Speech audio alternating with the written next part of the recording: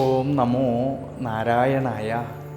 ഹരിപ്രിയ അസ്ട്രോവിഷൻ ചാനലിലേക്ക് എല്ലാവർക്കും സ്വാഗതം. ആദ്യമായിട്ടാണ് നമ്മുടെ വീഡിയോ കാണുന്നതെങ്കിൽ സബ്സ്ക്രൈബ് ചെയ്യുവാനും ഷെയർ ചെയ്യുവാനും മറക്കരുത്. കൂടാതെ ജാതക സംബന്ധമായിട്ട് എന്തെങ്കിലും സംശയം തോന്നുന്ന പക്ഷം എൻ്റെ ഈ വാട്സപ്പ് നമ്പറിൽ ബന്ധപ്പെട്ടോളൂ. ഞാനിവിടെ പറയുന്നത് പുണർദം നക്ഷത്രത്തിൽ ജനിച്ചവരുടെ ജൂലൈ മാസത്തെ ഗുണദോഷ ഫലങ്ങളെക്കുറിച്ചാണ്.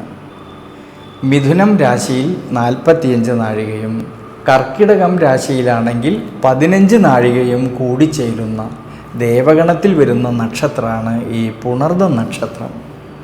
അതിൽ മിഥുനം രാശിയിൽ ജനിച്ച പുണർദം നക്ഷത്രക്കാരിൽ വളരെയധികം ശ്രദ്ധയോടു കൂടിയിട്ട് വളരെയധികം ഈശ്വരാനുഗ്രഹത്തോടു കൂടിയിട്ട് മുന്നോട്ട് പോകുന്ന പക്ഷം ധാരാളമായിട്ടുള്ള നേട്ടങ്ങൾക്ക് സാധ്യത കാണുന്ന സമയമാണ് ഈ ജൂലൈ മാസത്തിൽ. ജന്മരാശ്യാധിപനായിരിക്കുന്ന ബുധൻ്റെ അനുകൂല സ്ഥിതി മൂലം ആരോഗ്യസ്ഥിതി പൊതുവെ തൃപ്തികരമായിട്ട് കാണുന്നുണ്ട് ഈ ഒരു സമയങ്ങളിൽ.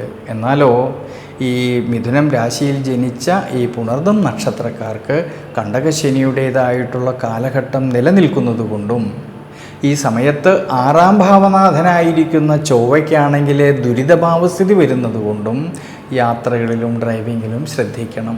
അതുകൊണ്ട് അനാവശ്യമായിട്ട് വരുന്നതായ യാത്രകളെ കഴിവതും ഒഴിവാക്കുന്നത് ഈ ഒരു സമയങ്ങളിൽ വളരെ നല്ലതാണ്. ഇനി കർമ്മസംബന്ധമായിട്ടും തൊഴിൽപരമായിട്ടും നോക്കുമ്പോഴാണെങ്കിൽ കർമാധിപനും നിവൃത്തിനാഥനുമായിരിക്കുന്നതായ സർവേശ്വരകാരകനായിരിക്കുന്ന വ്യാഴം ഉച്ചബലത്തിൽ നിന്നുകൊണ്ട് കർമ്മസ്ഥാനത്തേക്ക് ഈ വ്യാഴത്തിൻ്റെ ദൃഷ്ടി വരുന്നത് കൊണ്ടും ഭാഗ്യസ്ഥാനത്താണെങ്കിൽ രാഹുവിൻ്റേതായ സാന്നിധ്യം നിലനിൽക്കുന്നത് കൊണ്ട് സ്വയം തൊഴിൽ ചെയ്യുന്നവരിൽ, ബിസിനസ് മേഖലകളിൽ പ്രവർത്തിക്കുന്നവരിൽ, ഔദ്യോഗിക മേഖലകളിൽ പ്രവർത്തിക്കുന്നവരിൽ അവർ അധ്വാനിച്ചതിൻ്റേതായിട്ടുള്ള നേട്ടങ്ങൾ കിട്ടുകയും അതുമൂലം സാമ്പത്തികപരമായിട്ടുള്ള ഭദ്രത കുറേയൊക്കെ മെച്ചപ്പെടുവാനും സാധ്യത കാണുന്നുണ്ട് ഈ ഒരു സമയങ്ങളിൽ.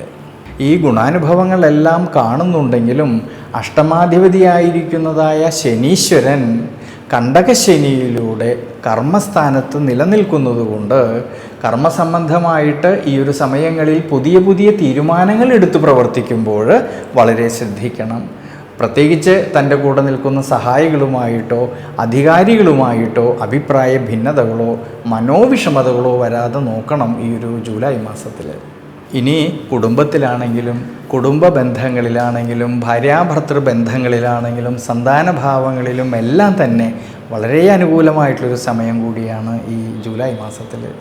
വിദ്യാർത്ഥികൾക്കാണെങ്കിലും പഠന സംബന്ധമായിട്ട് അഭിവൃദ്ധിയിലേക്കും ശ്രേയസ്സിലേക്കും എത്തിച്ചേരാമെന്നുള്ളതായ മനോബലം കിട്ടുന്നതായിട്ടുള്ളൊരു സമയം കൂടിയാണ്. അതുകൊണ്ട് മിഥുനം രാശിയിൽ ജനിച്ച പുണർദം നക്ഷത്രക്കാർ ഈ ഒരു സമയത്ത് ശനീശ്വര പ്രീതികരമായിട്ടുള്ള വഴിപാടുകൾ ചെയ്തു പ്രാർത്ഥിക്കുന്നത് വളരെ ഗുണം ചെയ്യും.